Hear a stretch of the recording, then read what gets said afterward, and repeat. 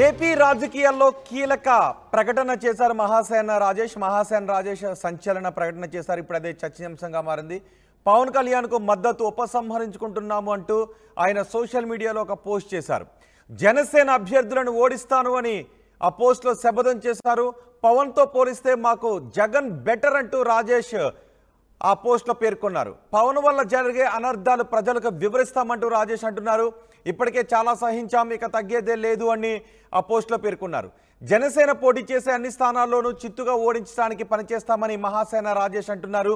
నాకు రాజకీయాలు పదవులు ముఖ్యం కాదు, నిలకడలేని నాయకులు ఉన్నప్పుడు మేము కూడా నిలకడగా ఉండలేము అని రాజేష్ ఆ పోస్ట్లో పేర్కొన్నారు. నిజానికి మహాసేన రాజేష్ పి గన్నవరం నుంచి టీడీపీ తరఫున టికెట్ ఆశించారు.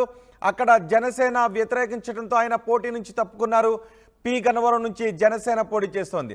ఆ తర్వాత టీడీపీ కూటమికి మద్దతును ప్రకటిస్తానని మహాసేన రాజేష్ అన్నారు. ఒక దశలో అసలు కూటమికి మద్దతును ప్రకటించట్లేదు, సొంతంగా ఒక పార్టీని పెడతాను అని మహాసేన రాజేష్ అన్నారు. 175 నియోజకవర్గాల్లోనూ మహాసేన అభ్యర్థులు నిలబడతారు. ఎవరికి ఓటేసినా బీజేపీకి ఓటేసినట్టే అవుతుంది. మేము బీజేపీని వ్యతిరేకిస్తున్నాము. ఇటు కూటమికి ఓటేసినా బీజేపీకి ఓటేసినట్టే, అటు వైసీపీకి ఓటేసినా కూటమికి ఓటేసినట్టు అవుతుంది. కాబట్టి మేము ఎవరికి మద్దతును ప్రకటించకుండా సొంతంగా 175 నియోజకవర్గాల్లో అభ్యర్థులను పెడుతున్నామంటూ ఒకసారి సంచలన ప్రకటన చేశారు. ఆ తర్వాత మళ్ళీ చంద్రబాబుతో మాట్లాడాము, ఆయన దళితులకు అండగా ఉంటాను అని మాట ఇచ్చారు. కాబట్టి కూటమికి అండగా ఉంటున్నాము అంటూ ఒక ప్రకటన చేశారు. ఈరోజు మళ్ళీ కూటమిలో టీడీపీకి ఓకే, కానీ జనసేనకు మాత్రం వ్యతిరేకంగా పనిచేస్తామంటూ మరో ప్రకటన చేశారు మహాసేన రాజేష్. దీనిపై రాజకీయ వర్గాల్లో చర్చ జరుగుతోంది. మా ప్రతినిధి రాజేష్తో మాట్లాడదాం. రాజేష్, మహాసేన రాజేష్ మళ్ళీ ఇలాంటి ప్రకటన చేయడానికి కారణం ఏంటి? పోస్ట్ సోషల్ మీడియాలో పోస్ట్ చేయడానికి కారణం ఏంటి? అంటే మహాసేన రాజేష్ నిర్ణయాలు కొంత అంటే భిన్నంగా ఉన్నాయని చెప్పుకోవచ్చు. ఒకసారి ఒక పార్టీకి, ఒకసారి ఒక వ్యక్తికి మద్దతు ఇస్తానంటూ ఆయన పదే చెప్పడం పట్ల కొంత ఆయన మీద వ్యతిరేకత కూడా వ్యక్తమవుతుంది రోహిత్. ఎందుకంటే మొదటిసారి వాస్తవంగా 2023 టైంలో రంగా గారి అనుచరుని, రంగా గారి ఆశయాలను కొనసాగిస్తాను, ఆశయాలకి నమ్మొచ్చారని కొన్ని సందర్భాల్లో చెప్పారు. తర్వాత వైజాగ్లో జరిగిన ఒక కార్యక్రమంలో కూడా ఆయన పాల్గొన్న పరిస్థితి ఉంది. తర్వాత జనసేన కాదని తర్వాత టీడీపీకి మద్దతు తెలపడం, తర్వాత టీడీపీకి సంబంధించిన అంశంలో టీడీపీ ఆయన్ని పి గన్నవరం నుంచి పోటీ అభ్యర్థిగా ప్రకటించిన నేపథ్యంలో అక్కడ ఆయన గతంలో కొంత వీడియోల ద్వారా కొన్ని చేసిన విమర్శలు, లేకపోతే కొన్ని వీడియోల మీద వ్యతిరేకత రావడంతో ఆయన్ని స్వచ్ఛందంగా ఆయనే తప్పుకున్న పరిస్థితి. తర్వాత ఆయన కూటమి బీజేపీ ఉంది కాబట్టి బీజేపీ ఎవరున్నా మేము వాళ్ళు మద్దతు ఇవ్వమని కూడా ఒక సందర్భంలో చెప్పి మేము ఇండిపెండెంట్గా ఉంటాము, దళిత హక్కుల కోసం పోరాడతాము, 100 స్థానాల్లో పోటీ చేస్తామని ఒక ప్రకటన చేశారు. ఇప్పుడు ఏకంగా జనసేన కూటమిలో ఉన్నటువంటి జనసేన పార్టీకి మద్దతు ఉపసంహరించుకుంటున్నామంటూ ఆయన ప్రకటించేశారు. కులం మతం పేరుతో అన్ని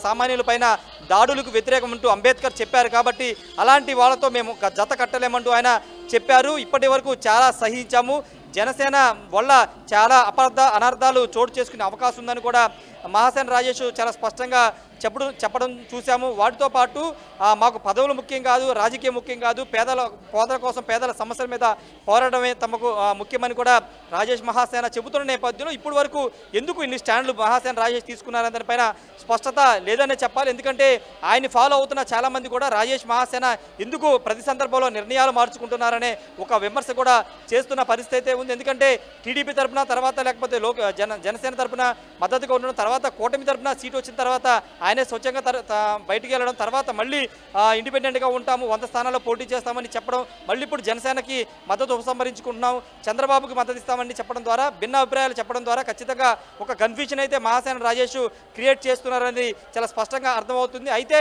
దీనిపైన కూడా ఆయనతో ఉన్నటువంటి వాళ్ళు కూడా కొంత విభేదిస్తున్నట్టు తెలుస్తుంది. ఎందుకంటే స్థిరంగా ఉండకపోవడం అనేది ఖచ్చితంగా రాజకీయాల్లో కాదు, ఏ రంగంలోనే ఇబ్బంది కలిగించే అంశం అనేది ఆయనతో ఉన్నటువంటి చాలామంది చెప్తున్నారు. ఇప్పుడు మహాసేన రాజేష్ జనసేనకు మద్దతు ఉపసంహరించుకోవడం వల్ల అసలు ఏం జరిగిందనేది చెప్పనప్పటికీ మద్దతు మాత్రం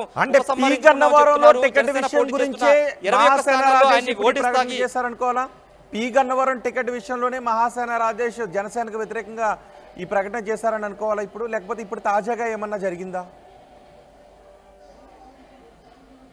ఇంటర్నల్గా ఏం జరిగిందని మాత్రం ఇప్పటివరకు బయటకు రాలేదు. ఎందుకంటే టీడీపీ అభ్యర్థిగా, కూటమి అభ్యర్థిగా మహాసేన రాజేష్ని ప్రకటిస్తే ఆయన తప్పుకోవడంతో అక్కడ జనసేన ఆ సీటు తీసుకుంది.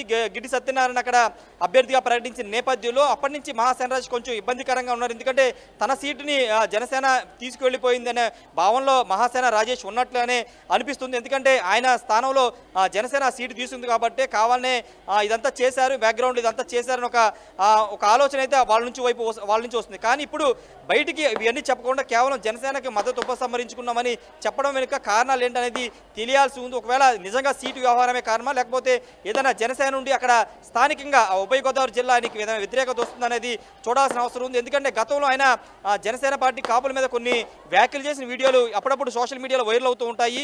ఇప్పుడు ఈ సందర్భంలో జనసేన కానీ కాపుల నుంచి ఆయనకి ఏమైనా అక్కడ స్థానికంగా ఆయన ఉన్నటువంటి పత్తిపాడు నియోజకవర్గం కానీ ఆయన పోటీ చేయాలనుకున్న పీకనవరం కానీ ఇక్కడ ఏమైనా ఇబ్బందికర పరిస్థితులు ఎదురవుతున్నాయా ఏంటనే దానిపైన ఆయన అయితే స్పష్టత ఇవ్వలేదు.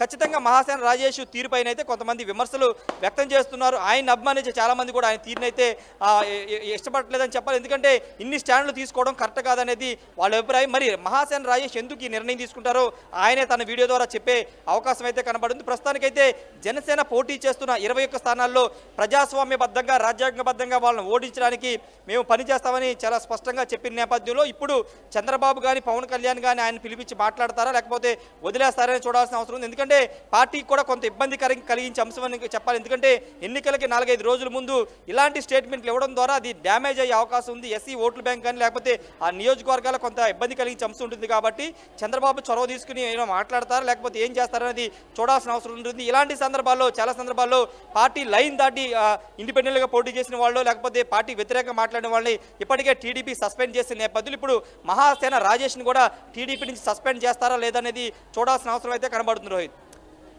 రైట్ రాజేష్, మహాసేన రాజేష్ సంచలన ప్రకటన చేశారు. పవన్ కళ్యాణ్కు మద్దతును ఉపసంహరించుకుంటున్నామంటూ ఆయన ట్వీట్ చేశారు. జనసేన అభ్యర్థులను ఓడిస్తాను అని సోషల్ మీడియాలో ఆయన శపథం చేస్తూ ఒక పోస్ట్ చేశారు. పవన్తో పోలిస్తే మాకు జగన్ బెటర్ అంటున్నారు. పవన్ వల్ల జరిగే అనర్థాలు ప్రజలకు వివరిస్తాం, ఇప్పటికే చాలా సహించాం, తగ్గేదే లేదు. జనసేన పోటీ చేసే అన్ని స్థానాల్లోనూ చిత్తుగా ఓడించడానికి పనిచేస్తాం. నాకు రాజకీయాలు పదవులు ముఖ్యం కాదు, నిలకడలేని నాయకులు ఉన్నప్పుడు మేము కూడా నిలకడగా ఉండలేము అంటూ మహాసేన రాజేష్ సోషల్ మీడియాలో ఈ పోస్ట్ చేశారు.